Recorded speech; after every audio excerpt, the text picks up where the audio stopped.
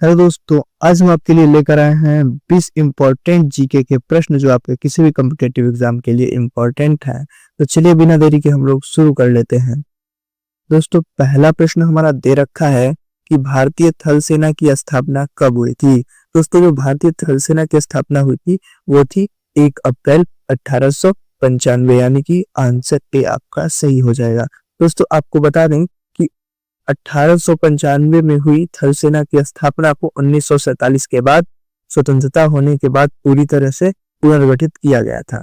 ठीक है, अगला प्रश्न हमारा है दोस्तों कि भारतीय थल सेना का मुख्यालय किस शहर में है। तो भारतीय थल सेना का मुख्यालय दोस्तों जो है नई दिल्ली में है, यानी आंसर सी इसका सही हो जाएगा। इसके बाद अगला प्रश्न है कि मोहम्मद गोरी को पहली बार किस भारतीय शासक ने हराया था। तो इसका जो सही आंसर है वो हो जाएगा दोस्तों पृथ्वीराज चौहान, यानी आंसर ए इसका सही हो जाएगा। लेकिन दोस्तों मोहम्मद गोरी को पहली बार पृथ्वीराज चौहान ने हराया था, इसके बाद दोस्तों वो दूसरे युद्ध में खुद हार गए थे। ठीक है, इस बात को ध्यान रखिएगा, प्रश्न ऐसे भी आ सकता है। ठीक है, इसके बाद दे रखा है पांचवा प्रश्न हमारा कि टेलीविजन का आविष्कार किसने किया था। तो इसका जो सही आंसर है दोस्तों वो हो जाएगा आंसर बी, यानी कि जेएल बेयर। ठीक है दोस्तों, इसके बाद अगला प्रश्न देख लेते हैं।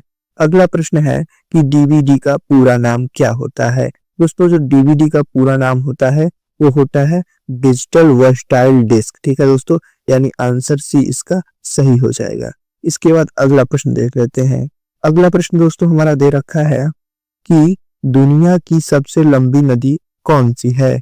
दुनिया की सबसे लंबी नदी कौन सी है। तो इसका जो सही आंसर हो जाएगा दोस्तों वो हो जाएगा ए, यानी कि नील नदी। ठीक है, इसके बाद अगला प्रश्न है कि अकबर का मकबरा कहाँ स्थित है। दोस्तों, अकबर का मकबरा जो है वो है सिकंदरा में स्थित है। ठीक है दोस्तों, सिकंदरा में स्थित है। सिकंदरा जो पड़ता है दोस्तों वो आगरा के पास है। ठीक है दोस्तों, इस बात को ध्यान रखिएगा, आगरा। ठीक है, आगरा के पास है। इसके बाद अगला प्रश्न देख लेते हैं। अगला प्रश्न है कि नासिक में किस नदी के किनारे कुंभ मेला लगता है। दोस्तों, नासिक में जो है गोदावरी नदी के किनारे कुंभ मेला लगता है, इस बात को ध्यान दीजिएगा। इसके बाद अगला प्रश्न देख लेते हैं। अगला प्रश्न है कि मानसून शब्द किस भाषा से लिया गया है। दोस्तों, जो पूछ रहे हैं यहाँ पे कि मानसून शब्द किस भाषा से लिया गया है, तो इसका जो सही आंसर है वो है बी, यानी कि अरबी भाषा से लिया गया है। ठीक है, इसके बाद अगला प्रश्न देख लेते हैं। अगला प्रश्न है कि हरिजन सेवक संघ की स्थापना किसने की थी। तो इसका जो सही आंसर है वो हो जाएगा आंसर ए, यानी कि महात्मा गांधी। ठीक है, अगला प्रश्न देखते हैं। अगला प्रश्न है कि भारत की पहली महिला आईपीएस अधिकारी कौन थी। तो इसका जो सही आंसर है दोस्तों वो है किरण बेदी, यानी आंसर बी इसका सही हो जाएगा। इसके बाद अगला प्रश्न है। अगला प्रश्न देख लेते हैं। अगला प्रश्न है हमारा दोस्तों कि वंदे मातरम के लेखक कौन है। तो दोस्तों ये सभी को पता है, एक बड़ा बेसिक क्वेश्चन है। इसका जो सही आंसर है दोस्तों बंकिम चंद्र चट्टोपाध्याय। ठीक है, इसके बाद अगला प्रश्न हम लोग देख लेते हैं।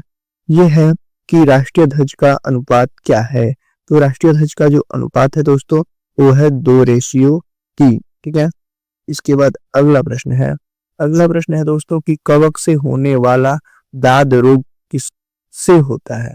कवक से होने वाला दाद रोग किससे होता है। तो इसका सही आंसर है ए, यानी कि टाइकोफाइटन से होता है। ठीक है, अगला प्रश्न हम लोग देख लेते हैं। अगला प्रश्न है डाइट नाम किस देश की संसद के लिए प्रयोग होता है। जो डाइट नाम है वो किस देश की संसद के लिए प्रयोग किया जाता है। ठीक है, तो इसका जो सही आंसर है वो है ए, यानी कि जापान के लिए। ठीक है, इसके बाद अगला प्रश्न देख लेते हैं दोस्तों कि प्राचीन भारत में कौन सी लिपि दाएं ओर से बाएं ओर लिखी जाती थी। यहाँ पे दे रहा है कि प्राचीन भारत में मतलब पहले के भारत में कौन सी लिपि दाएं से बाएं लिखी जाती थी। तो इसका जो सही आंसर है दोस्तों वो हो जाएगा हमारा खरोष्टी लिपि। खरोष्टी लिपि जो है दोस्तों दाएं से बाएं की ओर लिखी जाती थी।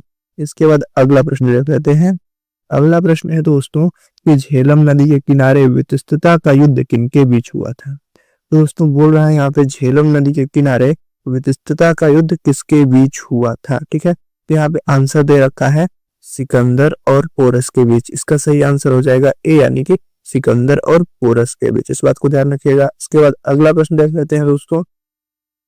अगला प्रश्न यहाँ पे दे रखा है कि भारत की पहली महिला अंतरिक्ष यात्री कौन थी? तो ये बड़ा ही सरल क्वेश्चन है दोस्तों, तो इसका आंसर आपको पता ही होगा।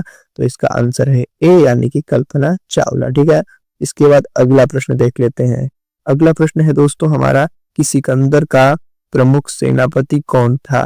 दोस्तों से पूछ रहा है कि सिकंदर का प्रमुख सेनापति कौन था? सेल्यूकस। ठीक है दोस्तों, सेल्यूकस निकेटर इसका पूरा नाम है दोस्तों, यहाँ पे सेल्यूकस दे रखा है ऑप्शन में, आप लोग इसको पूरा देख लीजिएगा। इसका पूरा नाम है सेल्यूकस निकेटर। ठीक है दोस्तों।